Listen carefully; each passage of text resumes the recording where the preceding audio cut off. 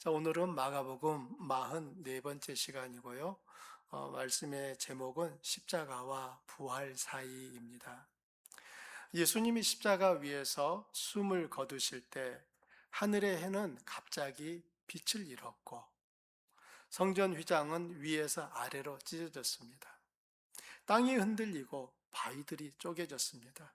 그리고 그 뒤에 남은 것은 침묵이었습니다. 제자들은 흩어졌고 예수님을 비웃고 조롱하던 군중들은 돌아갔으며 로마 군인들만이 아직 그 자리를 지키고 있었습니다. 마가복음 전체에서 오늘 본문은 어찌 보면 가장 조용한 단락입니다. 기적도 없고 설교도 없고 군중들의 소리도 없습니다. 단지 저물어가는 해와 무거운 세마포와 무덤의 입구를 막기 위해 돌이 굴려지는 소리가 있습니다. 그런데 바로 이 침묵 속에서 복음서의 저자는 우리에게 두 가지 장면을 보여줍니다. 하나는 한 남자가 그의 죽은 스승을 위해 마지막 용기를 내는 것과 다른 하나는 아무런 능력도 고난도 없는 두 여인이 끝까지 그 자리를 지키는 모습입니다. 오늘 저는 여러분과 함께 이 본문에서 세 가지를 나누고자 합니다. 첫째는 마침표처럼 보이는 순간의 의미이고요. 둘째는 끝까지 있어준 사람들의 신앙. 셋째는 그 신실함의 결과입니다. 먼저 마침표처럼 보이는 순간이 있었습니다. 본문 42절을 함께 읽어봅니다. 이날은 준비일 곧 안식일 전날이므로 저물었을 때. 예수님이 숨을 거두신 날은 시간상으로는 안식일 전날이지만 이제 두세 시간이 지나면 안식일이 시작되었습니다. 왜냐하면 유대인들의 하루는 저녁에 해가 지면서 다음 날이 시작이 되기 때문입니다. 유대인들은 안식일이 시작되는 금요일 해가 지기 전에 모든 것을 준비해야 했습니다. 즉, 이 말은 시간이 없었다는 말입니다. 예수님이 십자가에 달리신 것이 시간상으로는 오후 3시였습니다. 그리고 해가 지는 것은 이제 오후 6시라고 한다면 한 3시간이 있는 것이고 5시 반이라고 하면 2시간 반이 있었겠죠. 그렇기 때문에 이제 이들에게는 많은 시간, 충분한 시간은 없었다는 말입니다. 해가 지면 모든 것을 멈추기 때문입니다. 본문은 예수님이 분명히 숨을 거두셨음을 계속되는 표현을 통해 알려줍니다. 먼저는 아리마대 출신의 요셉이 빌라도에게 가서 예수의 시체를 달라고 합니다. 예수의 시체를 달라고 했어요. 빌라도는 예수께서 벌써 죽었을까 생각해서 백부장을 불러서 죽은 지 오래되었느냐라고 묻습니다. 백부장은 빌라도의 명을 받고 가서 자세히 알아본 후에 요셉에게 시체를 내주었습니다. 요셉은 세마포를 사서 예수를 내려다가 그곳으로 싸서 바위 속에 판 무덤에 넣어두고 돌을 굴려 무덤 문을 닫습니다. 그리고 두 명의 마리아가 예수님을 둔 그 장소를 봅니다. 이런 일련의 행동들과 확인을 통해 마가는 예수님의 죽음이 실제 일어난 사실이었음을 선포합니다. 예수님이 기절하신 게 아니라 정말로 예수님이 죽으셨다는 거예요. 특별히 46절에 돌을 굴려 무덤문에 넣음에라는 이 짧은 문장은 금요일 오전부터 오후까지 예수님이 십자가를 지기 위해 끌려가서 십자가에 달리시고 숨을 거두시고 무덤에 안치되기까지 일어난 모든 일의 마침표에 해당합니다. 돌이 굴려지는 그 소리는 사람들의 귀에 마치 마침표처럼 들렸을 것입니다. 이것은 모든 것이 끝났다라는 신호입니다. 인간의 역사에서 무덤은 항상 마침표였습니다. 우리는 묘비에 이름을 새기고 날짜를 기록합니다. 태어난 날과 죽은 날 사이에는 짧은 선 하나가 있습니다. 삶 전체가 그 짧은 선 하나로 요약됩니다. 돌이 굴려지는 순간 예수님의 삶도 그렇게 요약되는 것처럼 보였습니다. 우리 삶에도 그런 순간들이 있습니다. 의사로부터 들은 진단 한마디가 마침표처럼 들려질 때, 오랜 관계가 끊어질 때, 평생을 바쳐 이룬 일이 무너질 때, 가장 소중한 사람을 무덤에 묻어야 할 때, 우리는 이제 끝났구나 라고 생각합니다. 지금도 생생하게 기억나는 일이 있습니다.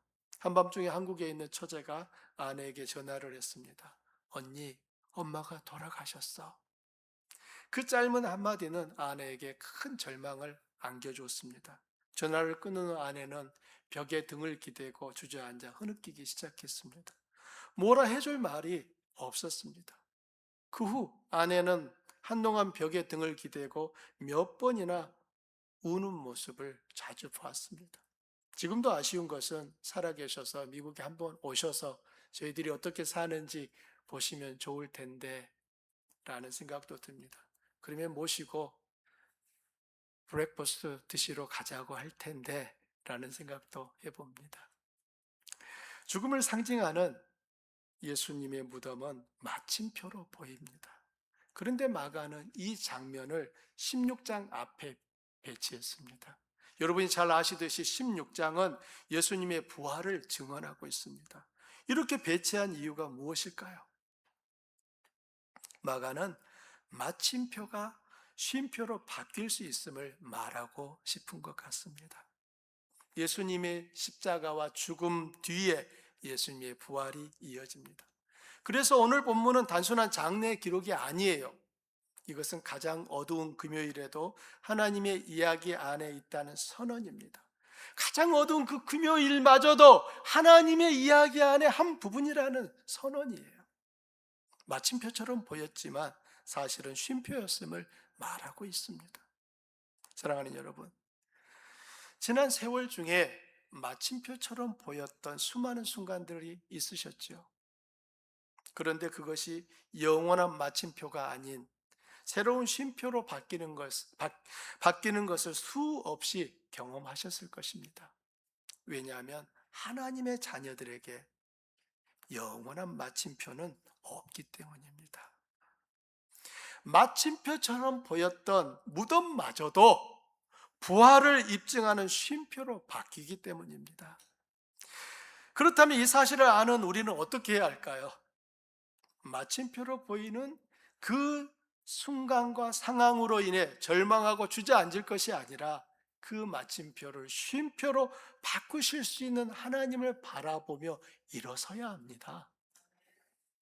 어떤 분들은 나는 이미 오랜 시간 마침표를 경험하고 있습니다. 도대체 언제 이 마침표가 쉼표로 바뀌나요? 라고 물으실 것입니다.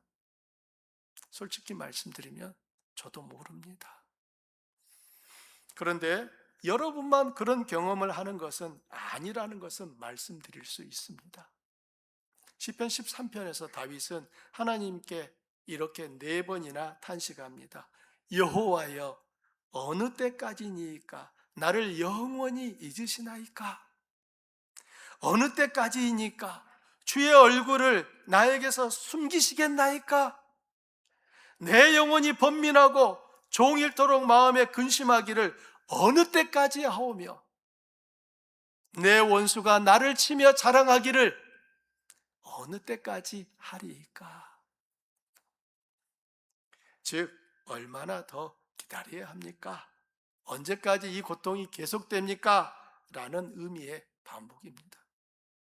다윗은 고난 속에서 하나님께 이렇게 호소하지만 마지막에는 나는 오직 주의 사랑을 의지하였사오니 나의 마음은 주의 구원을 기뻐하리이다.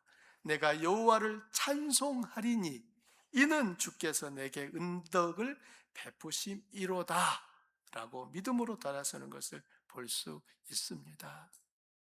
여러분이 이미 결과가 다 내가 바라는 대로 이루어졌을 때 감사하는 일 쉽습니까? 어렵습니까? 쉬워요. 그러나 아직 그 일이 끝나지 않았어요.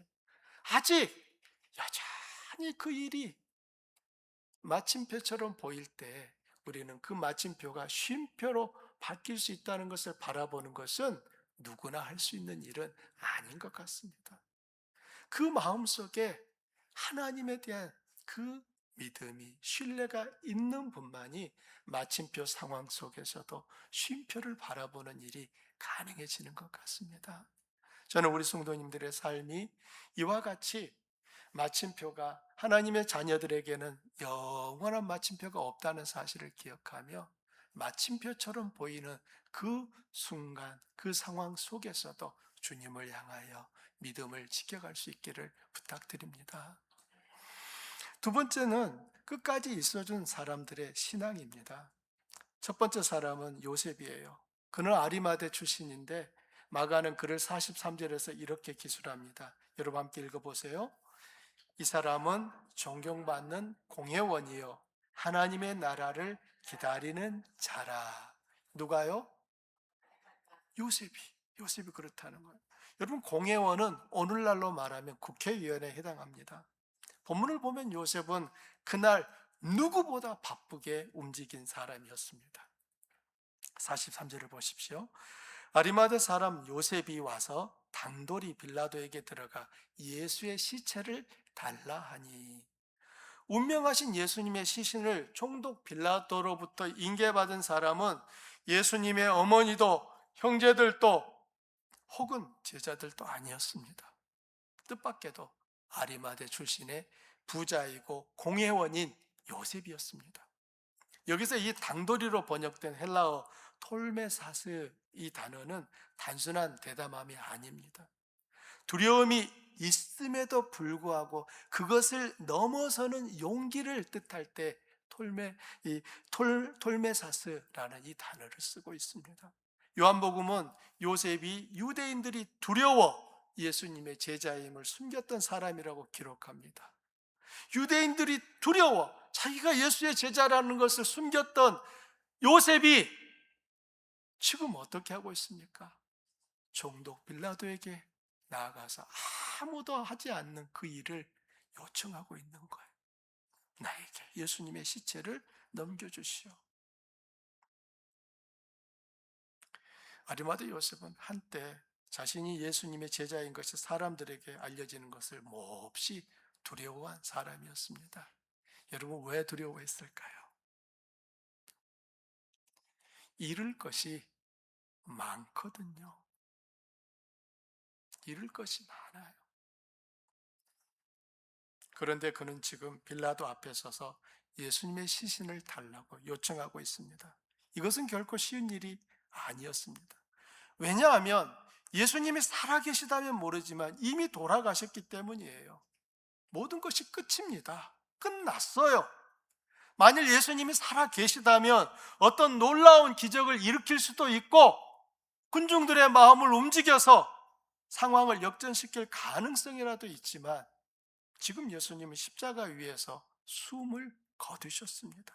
아무리 하나님의 아들이라도 지금 이 순간은 십자가에서 내려오시는 일을 당신 스스로 할 수 없습니다. 다른 누군가의 도움 없이는 그 십자가에 계속 달려 계실 수밖에 없는 것이 지금 예수님의 상태입니다. 죽음은 이런 것이에요. 더 이상 어떤 것도 기대할 수 없으며 상황을 바꿀 어떤 기회마저도 없다는 뜻입니다. 어떤 사람들은 요셉이 예수님의 부활을 믿었기 때문에 그렇게 할 수 있었던 것이 아닌가 생각합니다. 여러분 어떻게 생각하세요? 요셉은 예수님의 부활을 믿었던 걸까요? 하지만 예수님을 3년 동안 모셨던 직계 제자들마저 예수님께서 부활하신 뒤에도 예수님의 부활을 믿지 못했으며 여전히 의심했던 것을 생각하면 아리마대 요셉이 예수님의 부활을 예측하거나 믿었을 리가 없습니다. 그럼에도 예수님의 직계 제자도 가족도 아닌 그가 국회의원의 신분으로 처형당한 죄수의 시신을 요구한다는 것은 정치적으로나 사회적으로나 매우 위험한 행동이었습니다. 만일 요셉이 이렇게 했다는 사실이 사람들에게 알려진다면 어떻게 될까요? 다음 안식일이 되어 지나갔습니다. 그런데 소문이 들리는 거예요. 아리마대 요셉이 빌라도 총독을 찾아갔대. 그리고 금요일날 십자가에 매달린 그 예수 시체를 달라고 했대. 자, 여러분 그 소리를 들었을 때 여러분 어떤 생각이 드시겠습니까? 예수님을 십자가에 달아 죽이는 것이 마땅했다고 생각한 사람이라면 그 소리를 들었을 때 요셉에게 분노하고 화가 났겠지요. 당연히. 그러나 그때 분위기를 보면 요셉에게 잘했다 박수를 쳐주는 사람보다 뭐라고 요셉이 하면서 화를 낼 사람이 더 많았습니다. 그런데도 요셉이 총독을 찾아가서 예수님의 시체를 요구했다는 것은 이제 더 이상 자기가 예수님 믿는 것을 숨기지 않겠다는 고백이었습니다. 나 이제 다 잃어도 예수님 따르겠습니다. 이 고백이 지금 이 빌라도 앞에서 요셉이 하고 있는 것입니다. 요셉은 엄청난 손해와 심지어 생명까지도 위태로울 수 있는 그런 상황을 맞이할 수 있었어요. 칭찬과 박수보다 비난과 조롱을 당할 것이 불을 보듯 뻔한 행동입니다. 우리가 따져보십시오. 총독 빌라도가 예수님을 십자가에 못 박으라고 허락한 것은 유대 지도자들의 요청을 받아들인 결과였습니다. 그런데 그 지도자 중 한 명인 요셉이 이런 요청을 했다는 것은 산헤드린 공회가 내린 그 결정을 공개적으로 반대하는 것처럼 보일 수도 있었습니다. 소위 정치적 자살 행위를 지금 요셉은 하고 있는 것입니다. 사회적 자살을 하고 있는 거예요. 아무리 봐도 요셉의 행동은 이익보다 손해가 더 커 보입니다. 그럼에도 무엇이 요셉을 바꿨을까요? 도대체 요셉을 이렇게 바꿔놓은 게 무엇일까요? 예수님의 죽음입니다. 예수님의 죽음이 그를 바꾸었습니다. 살아계실 때는 두려워 숨었던 그가 예수님의 죽음을 보며 두려움을 넘어 앞으로 나아갔습니다. 이것은 역설이죠. 스승이 가장 무력하게 보이는 순간 제자가 가장 용감해졌습니다. 교회 역사에도 비슷한 역설이 반복됩니다. 예수님이 부활하신 후 베드로는 목숨을 걸고 복음을 전했습니다. 바울과 실라는 감옥에서 찬송을 불렀습니다. 순교자들은 죽음 앞에서 오히려 더 담대해졌습니다. 십자가에 달린 예수님은 인간의 눈에 패배처럼 보였지만 하나님의 사람들에게는 오히려 두려움을 넘어서는 용기의 원천이 되었습니다. 우리도 예수님의 그 죽음을 우리 삶 가운데서도 적용하며 살고 있습니다. 너무 힘든 순간, 고통스러울 때 우리는 이렇게 고백합니다.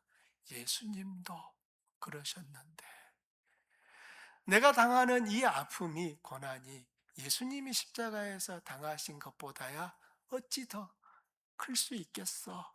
그러면서 우리가 오늘 직면하고 겪고 있는 그 아픔들을 감당해내고 이겨내고 있지 않습니까? 어쩌면 오늘 이 자리에도 아리마대 요셉처럼 오랫동안 비밀 제자로 살아온 분들이 계실 수도 있어요. 직장에서, 가정에서, 사회에서 믿음을 드러내는 것이 두렵고 불편한 분들에게 요셉의 이야기는 이렇게 말하는 것 같습니다. 용기는 두려움이 없는 것이 아니라 두려움에도 불구하고 나아가는 것입니다. 그리고 그렇게 나아가는 순간 하나님은 그 용기를 하나님의 영원한 이야기의 일부로 만드십니다. 라고요. 두 번째 사람은 두 명의 마리아입니다. 47절 여러분 읽어볼까요? 막달라 마리아와 요새의 어머니 마리아가 예수 둔 곳을 보더라. 여러분 두 명의 마리아가 등장합니다. 이 두 여인은 아무런 고난도 없었어요. 고대 사회에서 여성의 지위는 법정에서 증인으로도 인정받지 못했습니다. 오병이의 기적 현장에서 수많은 사람들이 다 배불리 먹고 12바구니를 남은 것을 거두었습니다.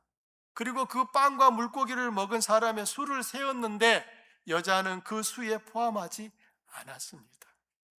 마태복음에 따르면 이렇게 기술하고 있습니다. 다 배불리 먹고 남은 조각을 12바구니에 차게 거두었으며 먹은 사람은 여자와 어린이 외에 5천 명이나 되었더라. 여러분, 여자가 지금 수에 포함되었어요? 아니잖아요. 마가복음에 따르면 이렇게 표현합니다. 떡을 먹은 남자는 5천 명이었더라. 그들은 총독 빌라도에게 시신을 요구할 수 없었습니다. 무덤을 살 돈도 없었습니다. 세마포를 구입할 형편도 아니었고요. 그럼에도 두 사람은 그들이 할 수 있는 일을 합니다. 보는 것입니다. 보더라. 막달라 마리아와 요새의 어머니 마리아가 예수 둔 것을 보더라. 이 보는 것, 이 보더라로 번역된 헬라어 에테오르는 단순히 눈에 들어오는 것을 본다는 의미가 아니에요. 주목하여 바라본다, 깊이 관찰한다는 뜻입니다. 영어로는 to behold라고 되어 있습니다. 계속 그것을 주목해서 지금 살피는 거예요. 따라서 에테올은 보드라의 뉘앙스는 그들이 멍하니 바라본 게 아닙니다. 예수님의 몸이 어디에 놓였는지, 무덤이 어떤 모양인지, 돌이 어떻게 생겼고 어떻게 막고 있는지를 마음에 새기며 바라보았다는 뜻입니다. 왜 이것이 중요할까요? 보았기 때문에 그 다음을 진행할 수 있었습니다. 마가복음 16장 1절을 여러분 함께 읽어봅니다. 안식일이 지남에 막달라 마리아와 야고보의 어머니 마리아와 또 살로메에게 가서 예수께 바르기 위하여 향품을 사다 두었다가 안식 후 첫날 매우 일찍이 해 돋을 때 그 무덤으로 가며, 그들은 안식일이 지나자마자 향품을 들고 무덤으로 갔습니다. 그렇게 할 수 있었던 것은 그들이 보았기 때문입니다. 무덤이 어디에 있는지 알았기 때문입니다. 이렇게 본 것이 부활의 첫 증인을 만들었습니다. 그들은 강력한 고난도 공식적인 지위도 없었습니다. 그러나 그들은 끝까지 자리를 지켰고 바라보았습니다. 그리고 하나님은 바로 그 신실한 행동을 통해 인류 역사상 가장 위대한 소식을 처음으로 선포하는 사람들이 되게 하셨습니다. 이것이 하나님의 일하심의 방식입니다. 하나님은 머리가 좋은 사람, 여러 가지 재능이 많은 사람, 학벌과 가문이 좋은 사람이 아니라 마침표처럼 보이는 무덤 앞에서도 모두가 떠난 순간에도 끝까지 그 자리를 지킨 사람을 통해 일하십니다. 하나님이 찾으시는 사람은 역사책에 이름을 남길 영웅이 아니라 신실하게 그 자리에 있어준 평범한 사람입니다. 하나님은 그들을 통해 그분의 이야기를 이어가십니다. 지금 여러분 중에도 금요일 오후를 살고 있는 분이 있을 것 같습니다. 모든 것이 끝난 것처럼 느껴지는 시간, 돌이 굴려져 무덤의 입구를 막은 것 같은 순간, 더 이상 아무것도 기대할 것이 없을 것 같은 자리. 오늘 본문은 그 자리에서 두 가지를 말합니다. 첫째, 마침표처럼 보이는 것이 실제로는 쉼표일 수 있습니다. 예수님의 무덤 앞에 굴려진 돌은 인간의 눈에 마침표였어요. 그러나 그것은 사흘 후에 쉼표가 되었습니다. 하나님은 우리가 마침표라고 부르는 것을 자주 쉼표로 바꾸십니다. 지금 여러분 앞에 있는 그 돌은 마침표가 아닙니다. 다시 말씀드립니다. 지금 여러분 앞에 있는 돌은 마침표가 아닙니다. 하나님의 이야기는 아직 끝나지 않았습니다. 둘째, 그 자리에 있어 주는 것, 그것이 이미 믿음입니다. 두 마리아가 할 수 있었던 것은 다만 보는 것이었습니다. 그 자리를 지켰습니다. 그런데 하나님은 바로 그 신실한 여기 있음을 통해 부활의 첫 증인으로 세우셨습니다. 만일 여러분이 지금 할 수 있는 것이 단지 거기 있는 것뿐이라면 그것으로 충분합니다. 하나님은 그 자리를 보십니다. 말씀의 결론을 맺습니다. 우리 인생을 아름답고 빛나게 만드는 것은 많은 사람들로부터 받는 박수 소리와 화려하고 찬란한 승리의 순간만은 아닙니다. 사실은 작은 신실함이 더 큰 이야기를 만듭니다. 아리마대 요셉, 막달라 마리아와 요셉의 어머니 마리아는 사람들의 박수와 칭찬을 기대하고 그렇게 한 것이 아닙니다. 예수님이 부활하실 것을 미리 알았기 때문에 그렇게 한 것도 아닙니다. 단지 그들은 그 자리에서 자신이 할 수 있는 것을 했습니다. 예수님의 시신을 요청하고 무덤에 장사했으며 모두가 떠난 순간에도 끝까지 남아 그 자리를 지켰습니다. 하나님은 그런 그들의 행동을 아름답게 보셨습니다. 꼭 기억해야 될 귀한 행동으로 여기셨습니다. 그렇게 2000년이 지난 지금 언어와 문화가 전혀 다른 우리들도 그들의 이름과 그들이 한 일을 기억하는 것 아니겠습니까? 오늘 본문은 우리에게도 묻습니다. 당신은 지금 어디 있습니까? 도망갔습니까? 아니면 그 자리를 지키고 있습니까? 화려하지 않아도 됩니다. 유능하지 않아도 됩니다. 다만 끝까지 그 자리에 함께 있어 주는 것, 그것이 하나님이 여러분을 통해 일하실 수 있는 공간을 만듭니다. 침묵이 끝날 때 하나님의 이야기는 다시 시작됩니다. 그리고 그 이야기의 첫 페이지에 끝까지 자리를 지킨 여러분의 이름이 기록될 것입니다. 말씀 생각하면서 우리 함께 기도하겠습니다.